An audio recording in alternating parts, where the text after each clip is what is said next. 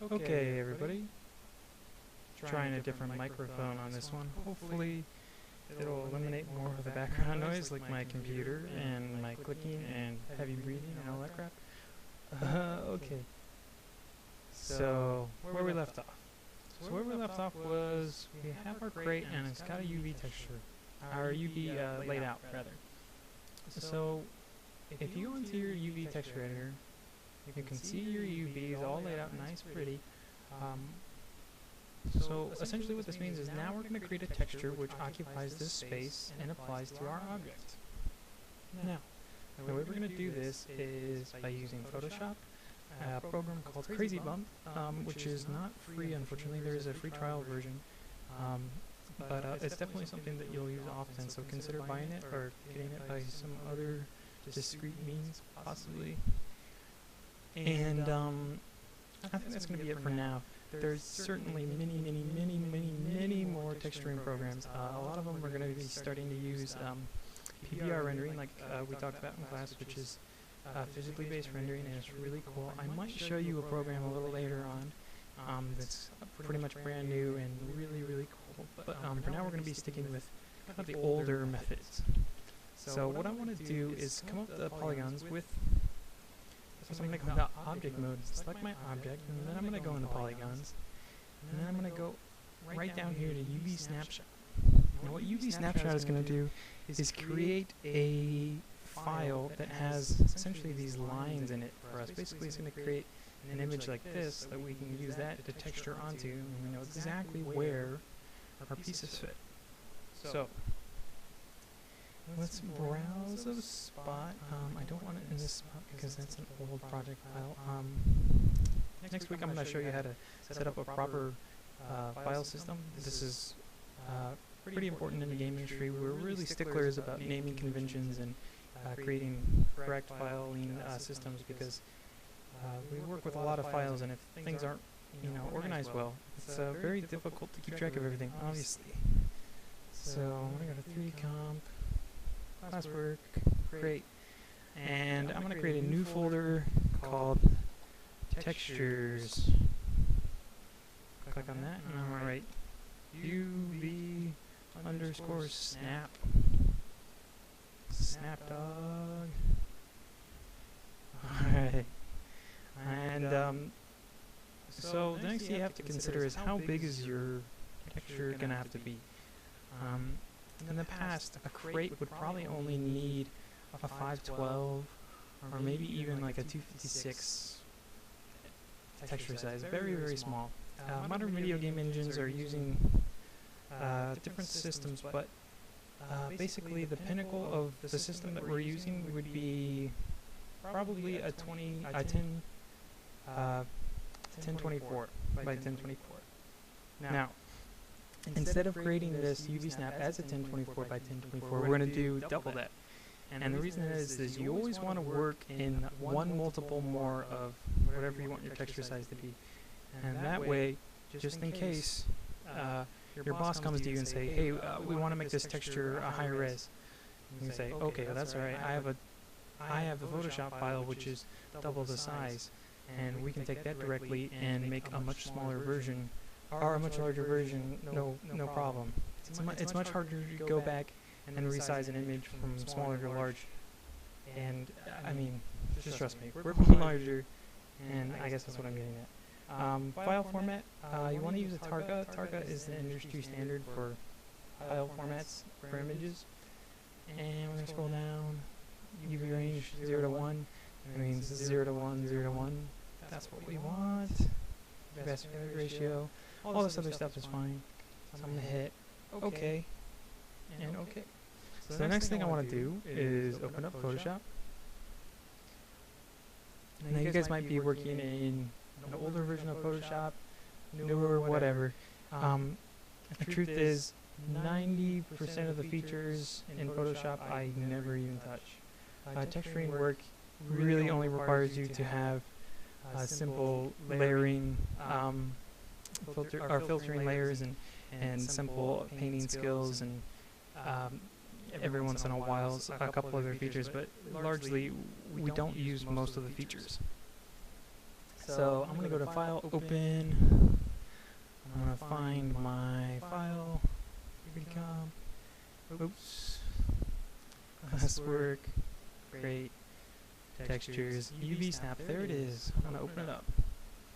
Awesome. Looking good. I'm actually going to come over to Photoshop. This is going to be a slight tutorial in Photoshop as well. What I just did there is that the layer was locked. I double clicked it and hit OK, and that unlocks our layer, our base layer. I'm going to hit Control with my base layer selected, hit I, and that's going to inverse our layer.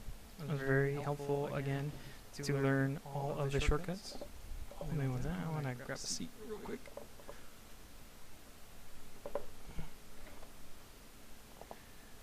Alright. I happen to work at a standing desk, so it's nice to sit every once in a while. Alright, sorry about all that, everybody. Alright, so now that we have kind of like a guideline about where our object is, we want to start picking reference material that we can use as textures. Now, back in the day, it was okay to just go into Google and type, wood texture, and then pull up whatever's there and use that. Nowadays, it's a little bit more useful, I guess, to go to a texture library. The only texture library that I use ever, really, is called cgtextures.com.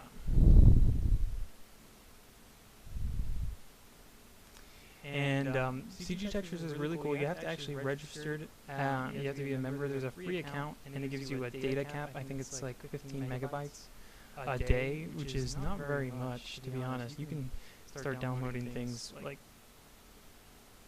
and the texture sizes are huge, so you'll go through 15 megabytes no problem really quickly. What I recommend doing is setting aside a separate folder in your computer, which is like your own personal texture library. So kind of set up your file system so it's similar to how this website's set up. Make a file for concrete, a folder for concrete, a folder for fabric, a folder for whatever, and then day by day, depending on what you need, download your textures, move it to that folder, and then the next time you need textures for a new project, you can just go to your own texture file or your own texture library and see what you have. If you don't have enough, you can always come here and download what you don't have. But chances are you'll probably just be reusing a lot of your own textures, so that's a good idea to do, and then you don't have to worry about downloading a bunch of stuff. So let's see. I know that I want the middles to be made out of wood, so I'm going to go to the wood section, see what we got. Alright, so we got burn and fine wood, logs, planks, bark. This is all pretty good. I think I'm going to go with plywood. And what do you guys think? Decrepit, old, or new and shiny? I'm going to go decrepit and old.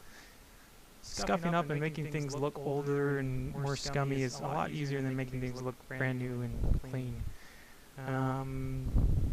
So as you'll see, you get presented with a lot of options. Some of these are very, very big textures. And what I want to find is something with a lot of variation so that I can use something like this. You can see it's actually 3 big pieces of plywood. So that I can use this. Oh yeah, that's looking really good. Oh, I gotta log in real quick.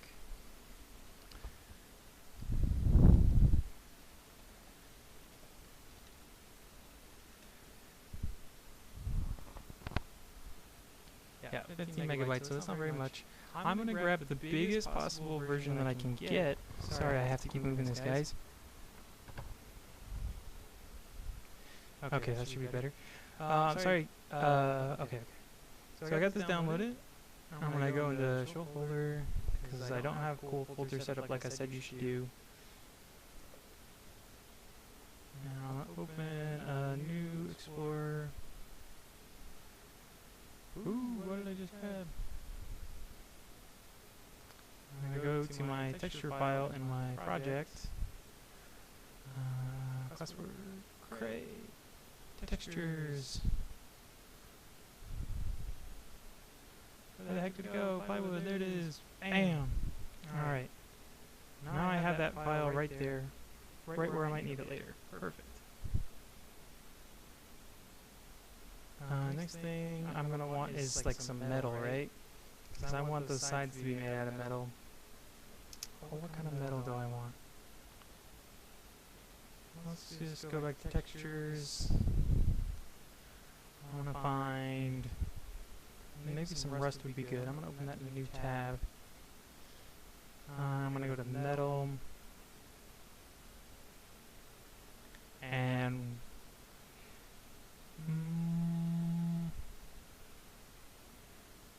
I don't want to do painted because we can do painting ourselves because we're not lazy. So I'm going to do bare. I'll open that in a new tab. I'm going to come back to textures and I'm going to find, what do I want to find? Well, you know what, I'm just going to go plaster. That's kind of a weird thing to pick, but a lot of plaster gives like random variation, and you can see like ones over here is kind of peeling, and you get really cool colored ones. I'm going to pick one that I imagine dry paint would look like.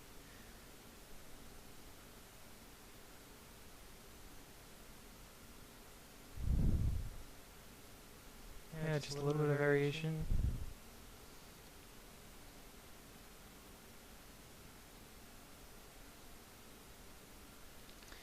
And this is going to act as our top coat.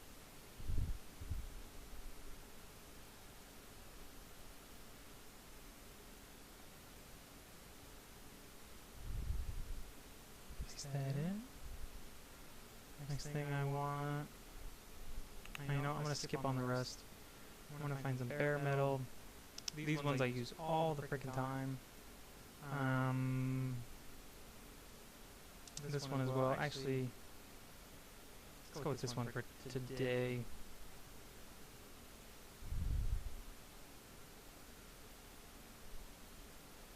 Kind of like this one the best.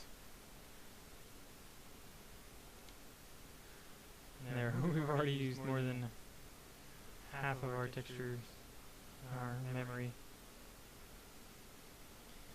Just 3 files, right? So yeah. Consider getting the paid version of this as well if you're going to be making a lot of downloads. It would save you some time. There's also other libraries that you can find. There are certain ones that include everything from normal maps, the diff, the spec, the roughness. Those are very expensive, usually only for bigger companies. But there's some that are free, so just Google your way around, see what you can always find. And yeah, never be afraid to use a texture, because a lot of the time you can use something and kind of change it enough to where it basically looks nothing like it did before. And that's what we're going to do with our textures today. So first I'm going to grab plywood. And you know what, I'm not going to do it that way, I'm going to do it another way. Sorry. I'm going to actually grab the files separately. I'm going to make a new page for it.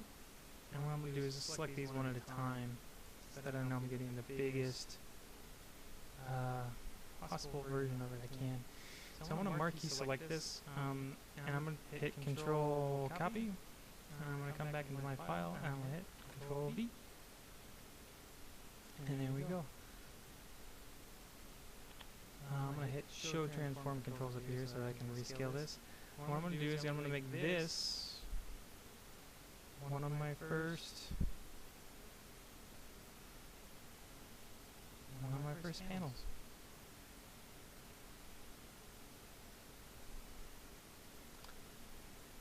Because I really like the way this texture looks, I'm trying to use up as much of it as possible, and I'm even going to stretch it some to get it placed perfectly.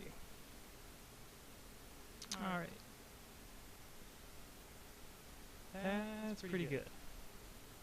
Move it over a little bit. Alright, so a handy way to make textures, what I want to do is going to create a new layer by coming down here at the bottom. I'm going to drag this down.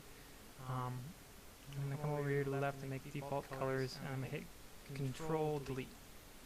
And that adds a new white layer at the very bottom. And then I'm going to grab our UV snapshot, and I'm going to drag it to the top. And obviously our wood just disappeared, so I'm going to come under, with the layer selected, I'm going to come under the layer blend, and I'm going to scroll through until I find one. Oh, multiply. That happens to work out perfect. So I'm going to leave the UV snapshot as a multiply, and now I can see exactly where my UVs are going to be laid. And typically you want your textures to kind of be extended over the UVs, and that way you have a little bit of leeway room. Alright, whoops. Alright, let's grab this next one. Control copy, paste, Control V by the way if you don't know.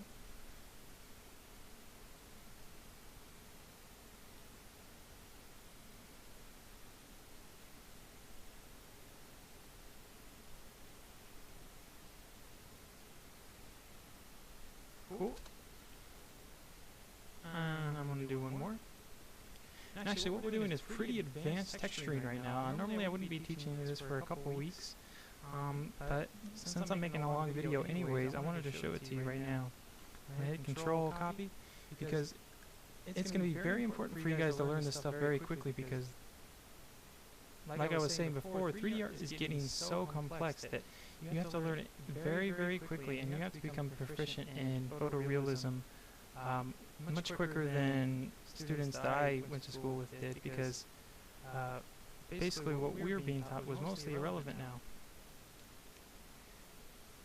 Alright, that's looking pretty good.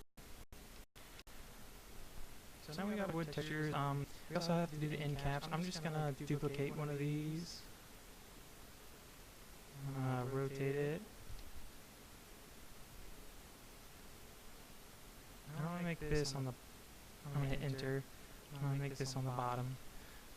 And the way I did such a cool smooth rotate is by holding down the shift, and then it'll snap, very similar to holding down J in Maya. And then I'm gonna duplicate this one right here. I'm gonna grab it and drag it into the new layer. You'll have to excuse me if I'm taking this a little fast. I'm assuming that most of you guys have had some experience in Photoshop before, and if not, don't worry about this fine texturing too much. What you could have done is just basically have one big wood texture and place the whole thing on the bottom. That would be perfectly acceptable. So next thing I want to do, just to cover my butt a little bit, is to come down into this this layer down here, our bottom layer. I'm going to go into my paintbrush tool, and I'm going to select what I think is like the average color of this wood, something like that. And I'm going to go back up into my marquee, and I'm going to drag select on this bottom layer, and I'm going to hit Control delete. Oh no, I'm sorry, Alt delete. What that does is basically fill in the background and make sure that if any of my UVs stray outside the lines a little bit, they'll have a similar color texture. You can see down here it's getting pretty close. I'm actually going to drag that down just in case, because I don't want to leave anything to chance. Alright, so we got our wood. You know what, let's go ahead and test this out. Let's see what it looks like. I'm going to come up here into File, and I'm going to do Save. Actually, I'm going to need to save this as Photoshop file first. I'm going to call this Crate.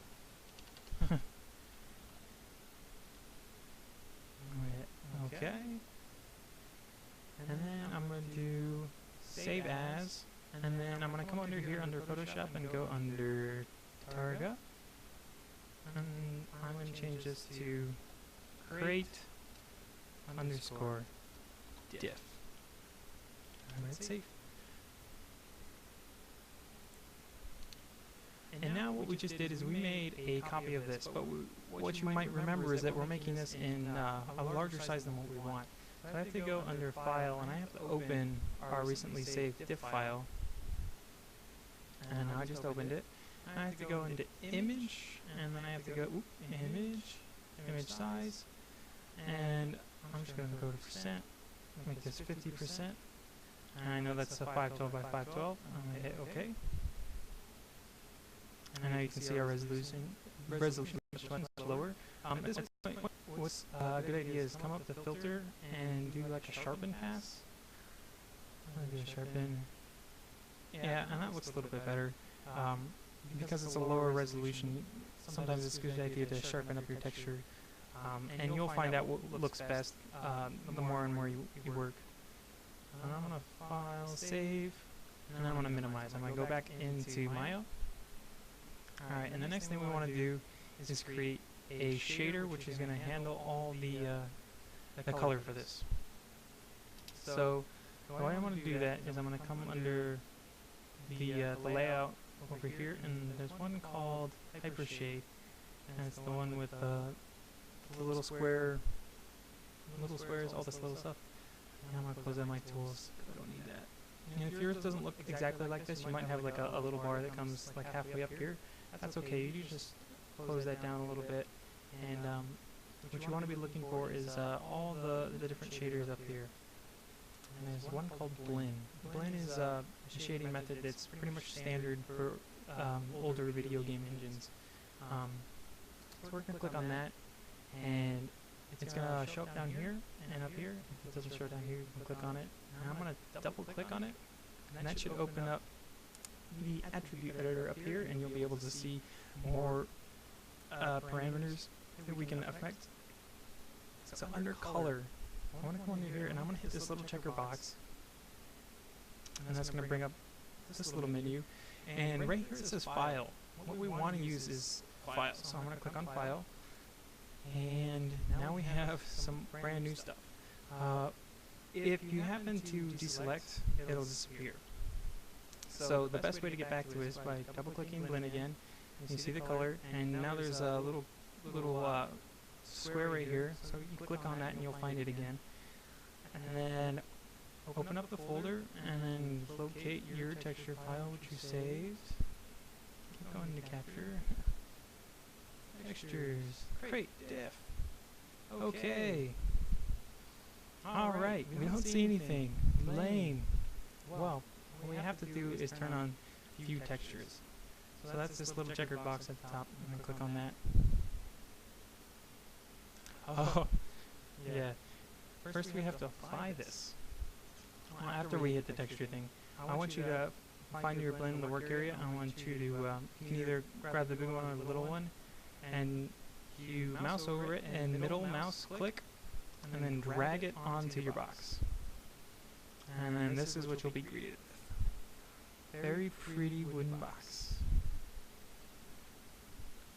Pretty cool, right? We are getting there. As you can already see, this is looking alright. The texture size leaves it to be big enough to where it seems somewhat realistic.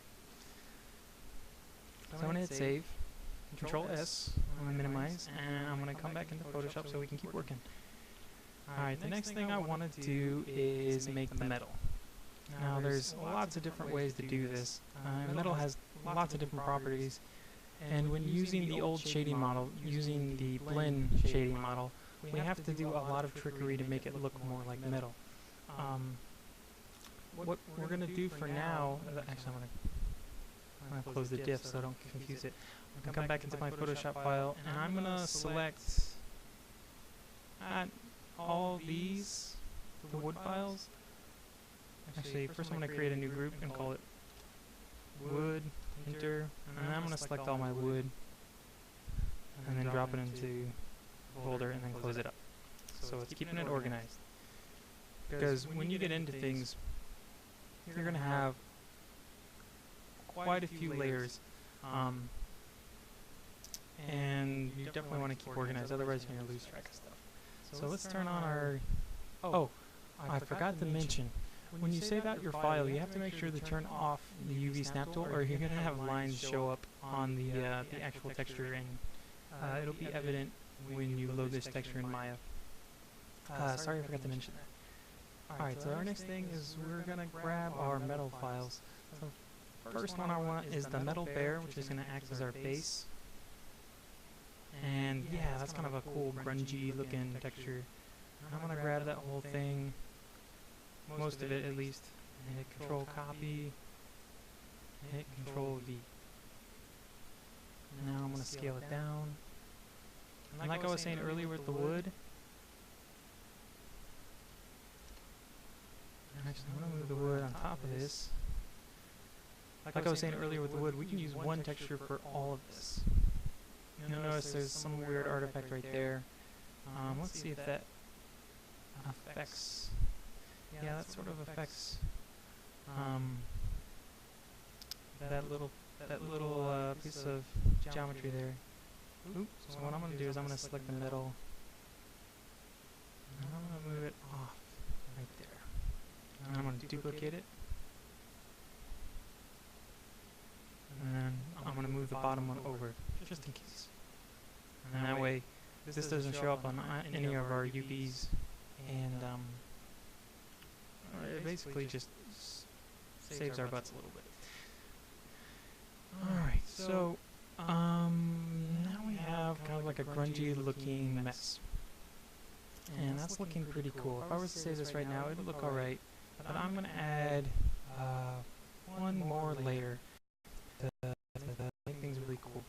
And what I'm going to do is come under textures, and I'm going to grab the plastered white, and I'm going to place that in. And cool, yeah, this has got a lot of texture in it. It looks kind of cool. Go away, stupid thing. Alright. So I'm going to grab a portion of this. I'm going to copy.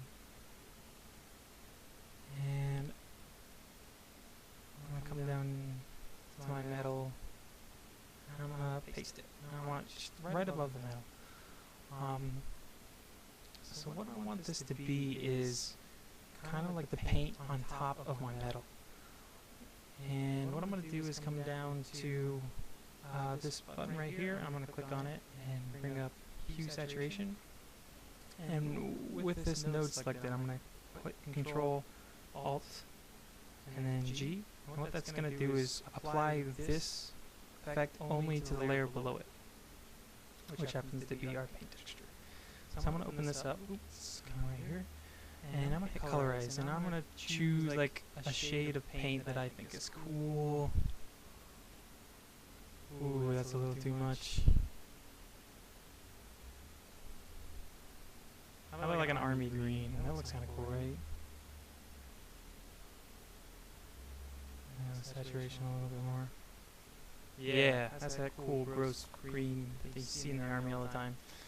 And I want to create one more layer to adjust this, and it's going to be a levels. Actually, no, we'll keep it simple for now. We're going to use a brightness contrast. And you can see it's actually already underneath. It's already pointing down towards this. If it's not, you can just hit Control G again. And I'm going to change the contrast a little bit. Brightness. Basically, I want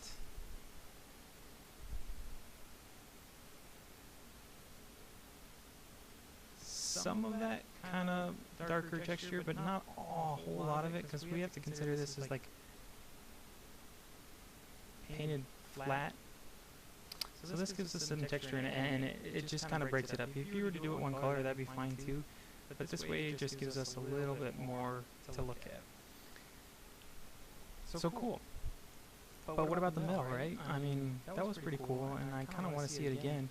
So what we're going to do is add a layer mask to this paint layer. So I'm going to select the paint layer again, and I'm going to hit this button right here, which is layer mask.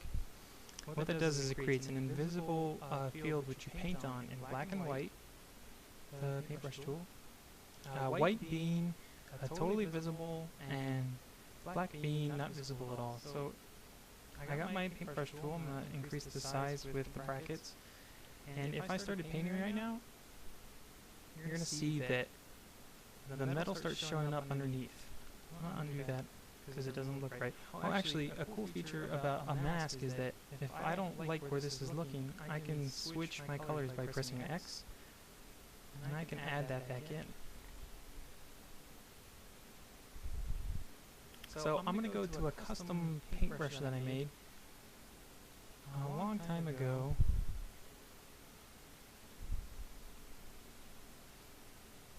Yeah, that should be good. Hit X to go back to black, and I'm going to bring up my opacity. And at this point, it would be a good idea to have like a Wacom tablet. Any kind of tablet would be good, just to help you out with painting this, make it look a little better. So when you think about objects that become damaged, one of the most damaging places, one of the most easily damaged places is the edge of an object, right? So I'm looking at my UV map, and I know where the edges are because I can see them right here. What I want to do... this brush doesn't seem to be what I remember it. Oh, I guess that's because I don't have my Wacom tablet. One sec.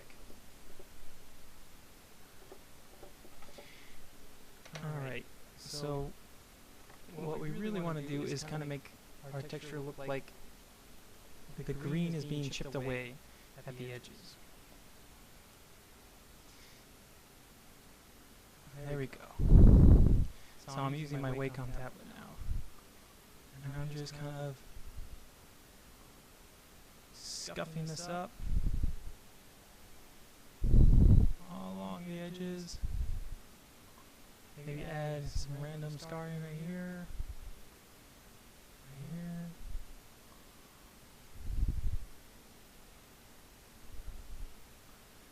And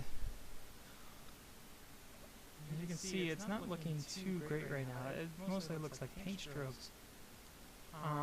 That's okay, because I'm going to come back in here with another brush.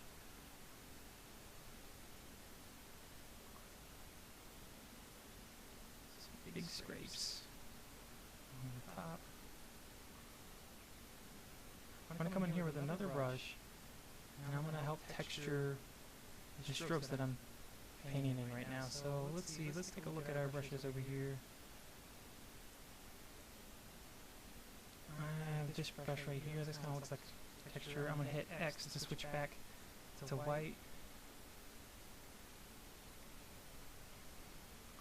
Yeah, and I'm going to kind of go over some of these edges and really start to break them up.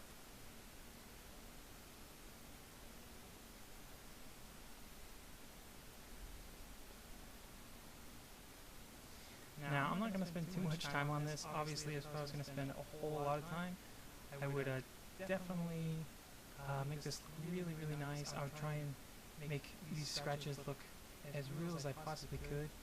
But because my time is short and I'm trying to teach you guys this, I'm going to keep it mostly simple.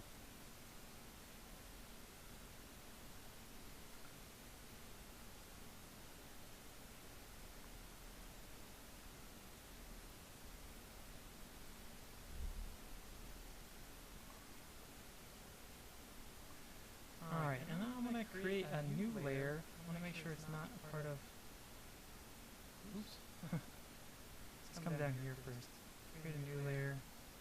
Put that on top. And I'm just going to go in with some black. And I'm going to turn my opacity down quite a bit. And then I'm just going to add some grime to where I think grime would kind of show up, kind of around the edges, especially where you would imagine spaces to be hard to clean.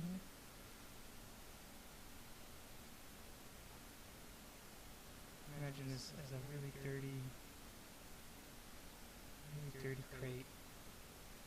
And I'm going to come back here into my layer mask and add a little bit more.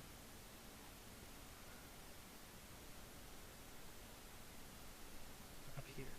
Okay, so sorry if this was taking so long. I started getting into my texturing, and obviously this doesn't look so great, right? but you would want to spend a good amount of time making these strokes look like scratches and less like, paint strokes, essentially. But I think that's going to be all I'm going to do for the color for now. Before I get into this, I'm going to grab this layer, and I want to see if I can do an inner shadow.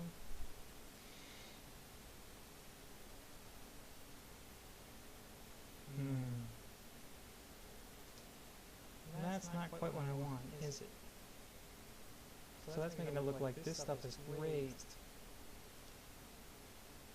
So maybe if I do an inner glow, no, that's not gonna work. What about a drop shadow? That's what I want. So when I hit drop shadow, it's going to create a little bit of shadow, and you can see kind of where some paint has rusted away. I'm going to change the opacity a little bit. The distance, I definitely don't want too big. Okay, I'm going to zoom in so I can see a little better. Go back into my effects on the right. And change the spread so it's kind of like a thin paint.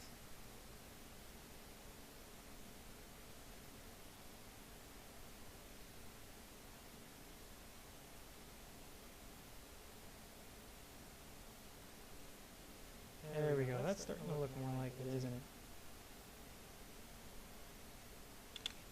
Okay, I think that's going to be good for now. So, by just adding that one drop shadow, we add a lot of texture to these scratches. So, these are all effects that you'll learn throughout your time working with Maya. And you'll pick up slowly and slowly, and I'll try and teach you as much as I can. But definitely have to do a lot of experimentation. So, okay, so let's go ahead and save this out. We're going to go to File Save.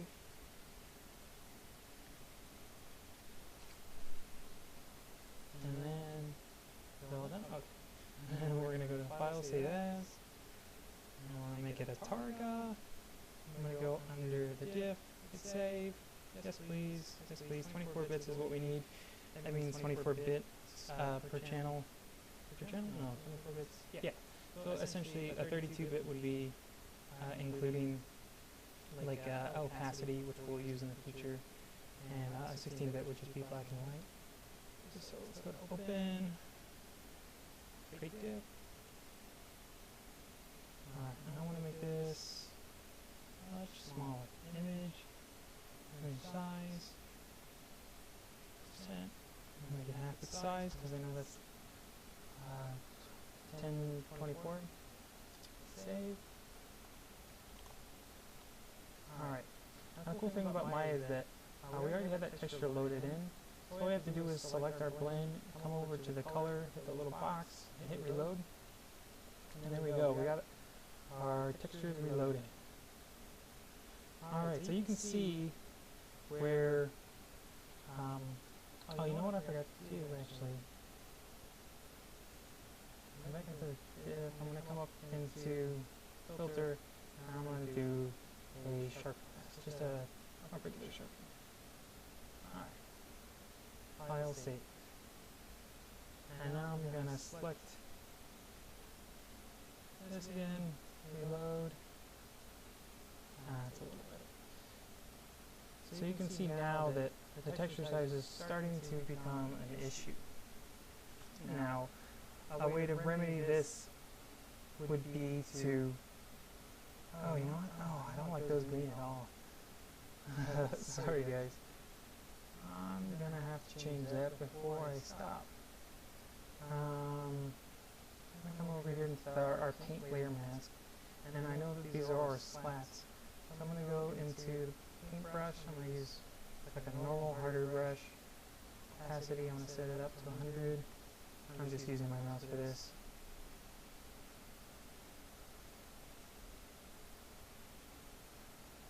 There we go. Make sure to turn off my snaps. Save as Targa. Oh, first I have to close out my Targa. File, save as Targa. Create diff. Yes, save. I would highly suggest downloading a tool which does a lot of this for you. Later in class, I might actually, show you guys a tool that kind of simplifies all this for us. A friend of mine, Jesse Bradeville, gave it to me last year, and it's certainly very helpful. Because basically what it does is you press a button and it'll save you your file in the right size, whether that's smaller or whatever you need. Filter, sharpen. Alright. Image. Size. 1024.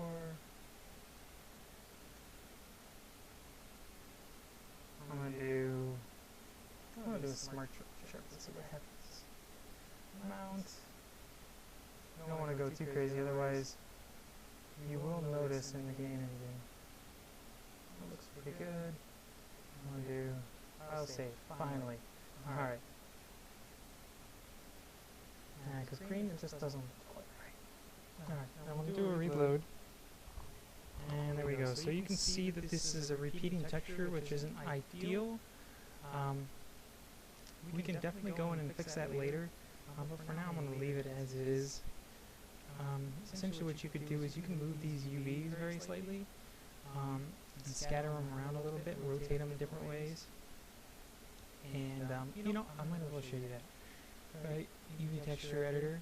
So I know that these are my UVs for those slats. Now if I select them all, show, I can see that eventually I hit the paint. But what I can do is to show, I'm going to grab one.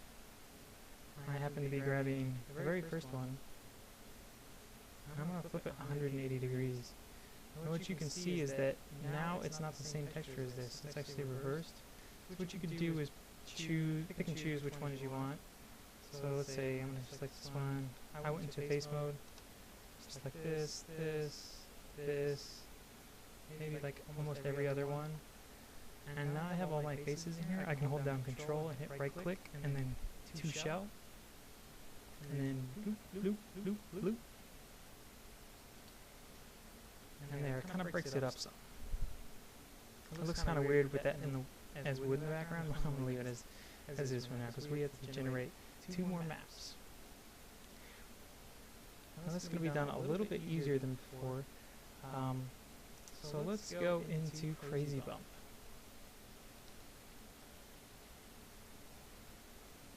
As you can see, I have the demo version. So one cool thing about Crazy Bump is that if you're in Photoshop and you have your texture file, I'm actually going to use the larger one first. Actually, no, I lied. I'm going to use the smaller one. I'm going to select the whole thing by hitting Control A and Control C. Now it's on our clipboard, and you can do paste photograph from clipboard. And Crazy Bump is just going to bring it right in. And you get this little option right here, and it's going to tell you how it's going to read this information, whether the darks is the lowest or the lights is the lowest. Right now, I think this is my better option, so I'm going to click it. And you're going to see that right over here, you get a little preview of what's been generated for us.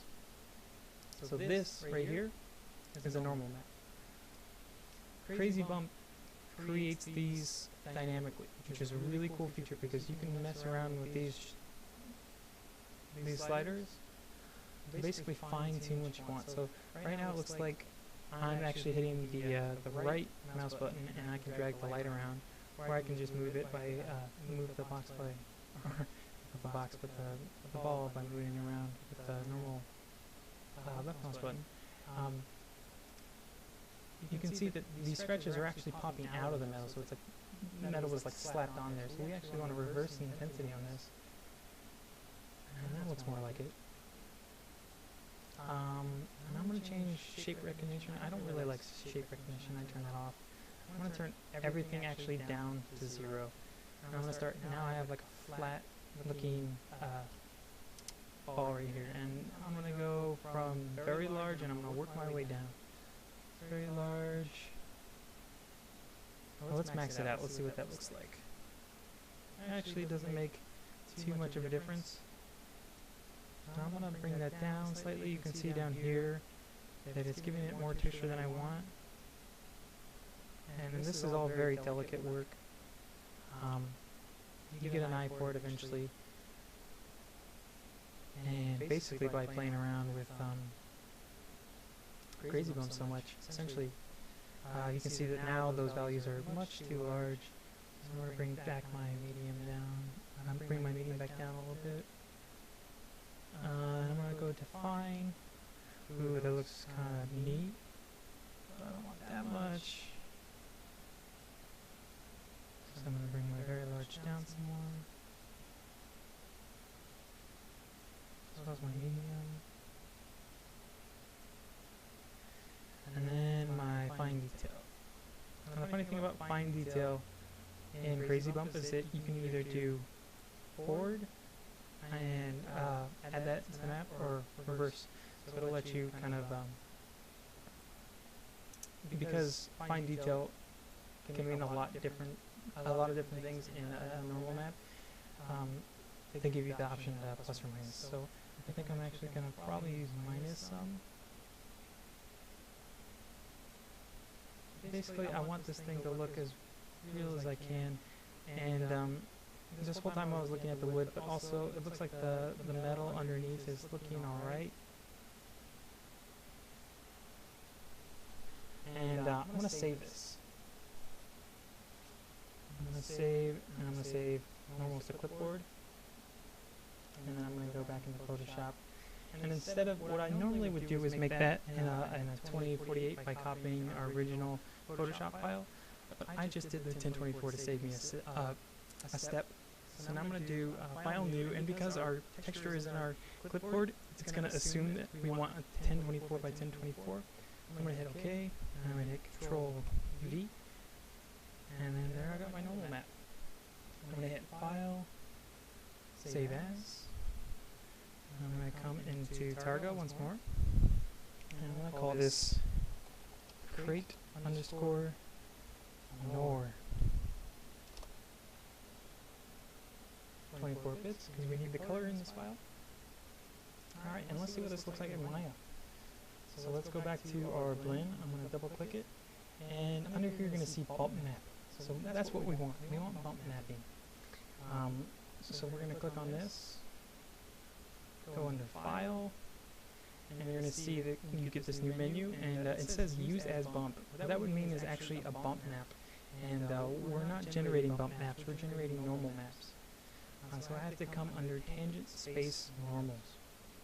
And I'm going to click on that, and then you see the bump value up here is set to 1. I have to click on this little box, and that's going to bring me to this page. Very similar to how we did the color. I'm going to have to open it up, hit Ignore.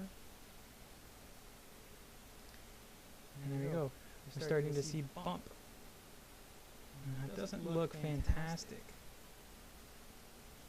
but you can definitely see it. I might want to actually just bump this up a lot. So if I come under Crazy Bump again, and I turn the intensity from -16 to something like -40, I'm going to save normals to clipboard, come back into Photoshop, Control V. You can see now the difference between our different normal maps. File, Save As, make sure it's Autarka, create more, save. What we just did is create an iteration. So it's an iteration of our normal map, because we didn't like the first one as much as we thought we might. I didn't think there was enough bump. So now I have to hit reload, and there we go. Now we're starting to get more bump information. It might be too much. You can definitely see it doesn't look quite right, and that's because it's too shiny. You can see it looks just too slick. So next what we have to do is create a spec map, and we're going to do that in Crazy Bump as well. Actually, we can keep using this little project right here.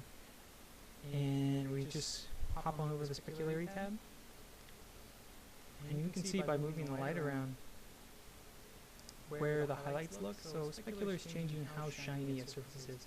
So right now you can see the green is pretty shiny, and we come down to the wood, only parts of the wood are shiny, and that's represented in this map over here. So I'm going to change these around a little bit. I'm going to change the slope influence, texture influence maybe.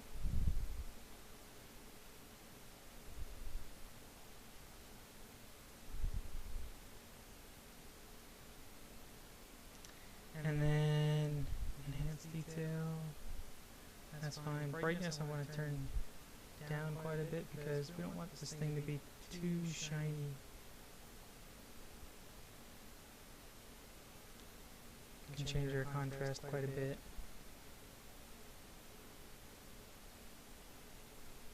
There we go, that's starting to look more like it.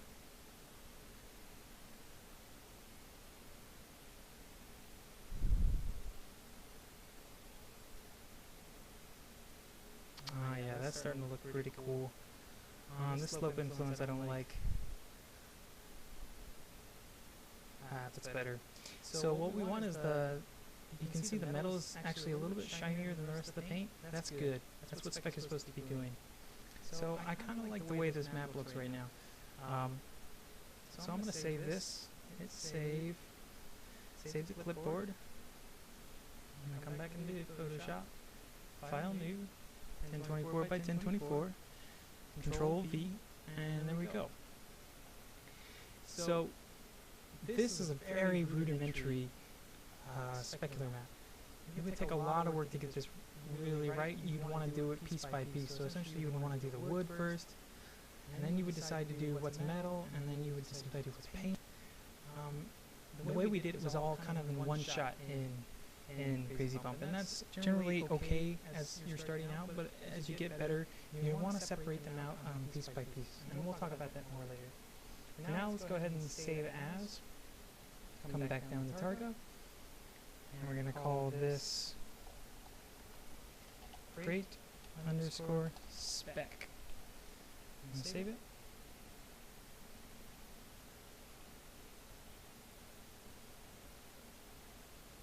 Now I can come back into Maya, put up my blend once more, and come down to specular colors. You'll see that under specular shading. If you click on the checkbox for specular color, just like before, you'll be presented with this, the file. Open it up, we're going to find our spec, slap it on in, and there we go. Now we can see our specular is actually acting like it should. It certainly would require a lot more work to get it really looking nice, but this isn't so bad to start. So essentially what I have right now is a finished crate. We have one texture for each one of the maps, our diffuse, our normal, and our spec. We laid out our UVs, which is a pain in the butt, but we did it anyways. And we generated a piece of geometry which should be imported into any engine. It should be just fine because we worked in quads and we worked in triangles and we avoided the n-GOTs. So now that we've had completed our box, I think it's time for you guys to go on your own and start working on your own box. If you'd like, you can just keep using this kind of template, this box, as your project. You can take this box, and if you make it really, really spiffy, you make it really, really cool looking, then I will consider that as your project. If you'd like, be a little bit more creative and pick a new crate to do, that would be ideal. So feel free to send me any emails or any text, whatever you need. If you have any questions, I'm always here to answer them for you. And yeah, I hope this tutorial wasn't too long-winded and you got all you needed, and it wasn't too quick or anything either. If you have any questions, please let me know because I'm sure I might have missed something. And asking questions is how you improve. When I was in school, I asked a million questions in every class and in every tutorial. Feel free to do that. Alright, thanks guys, and thanks for watching. And I will see you guys on Wednesday night. Good luck, guys. Bye.